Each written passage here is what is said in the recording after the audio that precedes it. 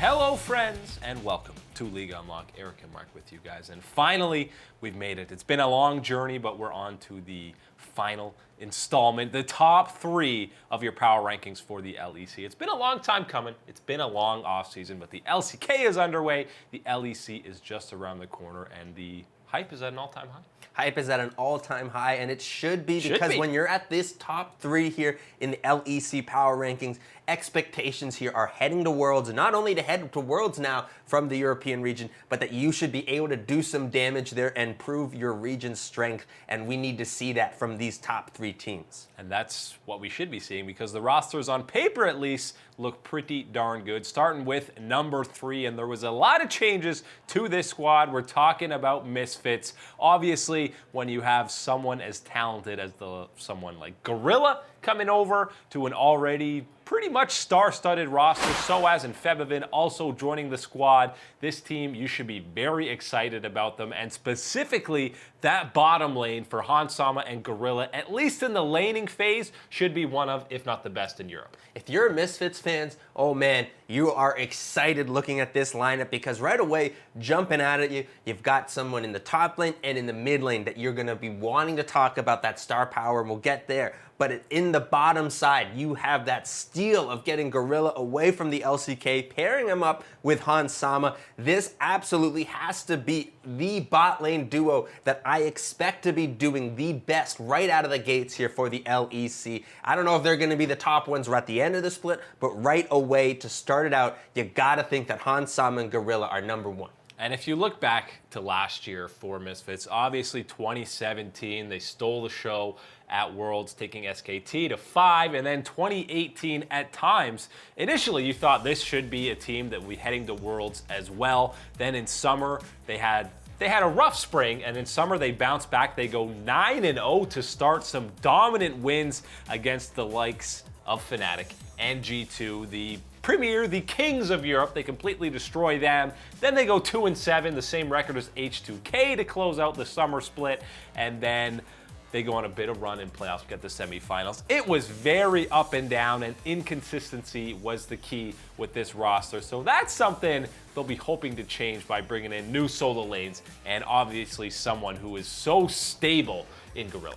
Yeah, and then when you're talking about those solo lanes, of course, you're bringing in the likes of Soaz from Fnatic, storied, legendary career that he has had. There's still more left in the tank there. That was the question that some people had last year as Bwipo seemed to emerge as the better option for Fnatic, that even though it got that way and even in the finals, Soaz was subbed in there and was able to hold his own and do his own type of play against someone like The Shy, and that was incredible performance there. So Soaz absolutely still has some left in the tank here, and that will be used up here with Misfits, proving this solo lane power that they have now. Well, Soaz was supposed to retire after week 1 of Worlds 2017 when Fnatic started 0-4 and looked terrible. Obviously, they bounced back and made it to quarters in that matchup. But even when he's left Fnatic before, when he went to Origin, he was still absolutely fantastic on that roster. So no, Soaz isn't washed up and he shouldn't be retiring. He's still got plenty left to prove.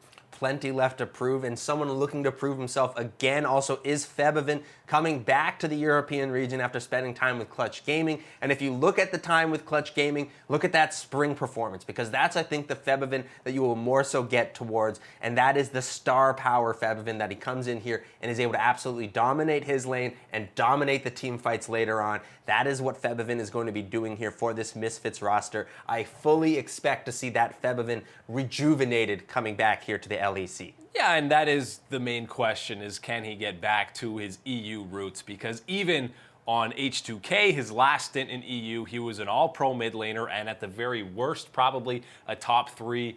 So what version of him are we going to get? Because you mentioned Spring. In Spring, he was one of the best and an all-pro mid laner in his own rights in North America. In Summer, obviously, Clutch was one of the worst teams in North America, and Febivin's dip in numbers definitely reflected that. But the huge standout number to me is that kill share. He was fully involved in Spring and hard carry carrying a lot of these games come into summer. And 11th. There's only 10 teams, Mark, which means some sub-mid laners were contributing more to kills than him. And that's where you have to talk about the mental aspect of the game here and being a professional player. NA solo queue, baby. Because NA solo queue, that NA lifestyle, for whatever reason, did not fit in with Fevivin. Mental went boom, and it's time to reset. He has reset here. Everything seems positive. I like everything that I've heard coming from him and Misfits towards that regard. And that's why, again, I say, feel like he's certainly rejuvenated heading into this year, and we will see some more plays like this that we had been getting from Fevivin early on last year.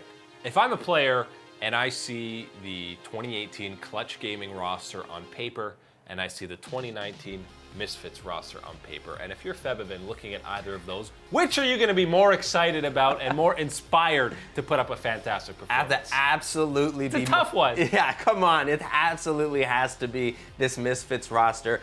You can't look at this roster and not be happy about what you're looking for. And again, even talking about someone like Maxlor in the jungle, who is a fantastic jungler here in the LEC, we did see a little bit of inconsistency from him at times last year. And so that is a reason that I think if you're looking for something for this team that might possibly be an issue, I think that could be maybe it. You might find some times where Maxlor might be struggling a little bit, but I think that the strength of the solo lanes here, the strength of that bottom side, there's no way that they won't be able to communicate and find a way to get everything working for this ship.